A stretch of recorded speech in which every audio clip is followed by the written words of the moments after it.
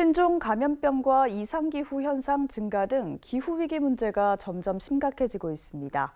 교회개혁실천연대는 최근 포럼을 열고 기후위기는 생명의 위기인 동시에 사회 불평등을 증가시키는 사회 정의의 문제라며 기후위기 극복을 위한 교회의 노력을 당부했습니다. 오요셉 기자입니다. 교회개혁실천연대가 감염과 폭염 시대에서 길을 묻다란 주제로 포럼을 개최하고 기후위기 극복을 위한 교회의 적극적인 노력을 당부했습니다.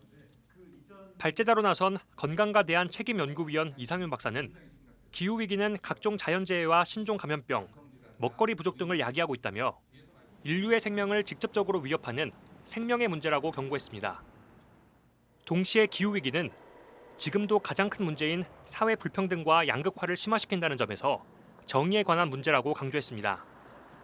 이 박사는 저개발 국가 국민들이 온실가스로 더 큰 타격을 받고 한 나라 안에서도 사회 경제적 취약계층이 더 큰 피해를 입는다면서 기후위기 극복을 위해선 불평등 문제를 함께 해결해야 한다고 말했습니다.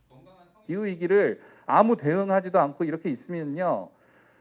자원이 없으신 분들, 권력이 없으신 분들, 아이들, 노인들, 여성들이 훨씬 많이 죽는다는 거예요. 땡볕에서도 자기가 그 권한을 갖지 못하고 일하는 그런 사람들. 이런 사람들이 더위에 죽는 거거든요. 중요합니다. 불평등의 문제입니다. 교회도 나서 주십시오. 이상윤 박사는 또 교회도 시민사회의 한 구성원으로서 심각한 사회 불평등을 야기하는 기후위기에 함께 맞서야 한다며 교회가 지역사회에서 고통받는 이들과 함께하며 치유자의 역할을 감당해주길 당부했습니다. 에너지기후정책연구소 권승문 연구기획위원은 기후위기로 인한 피해를 더 이상 천재에 의한 불운으로 보는 것이 아니라 인재에 의한 불의로 봐야 한다며 탄소 배출은 생명권과 건강권, 주거권 등 개인의 실질적인 권리를 위협하는 인권 유린 행위라고 강조했습니다. 그리고 이런 인식을 갖고 기후위기를 야기하는 국가와 기업에 적극적으로 분노하고 행동하고 책임을 물어야 한다고 말했습니다.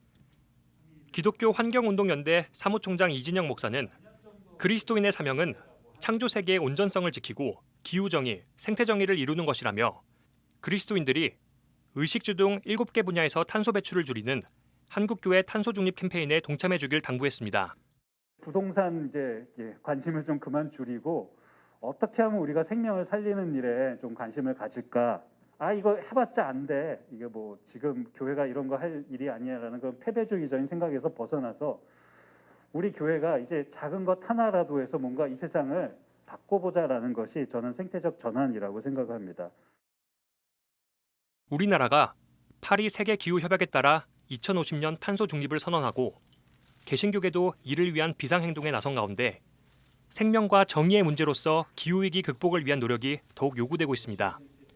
CBS 뉴스 오요셉입니다.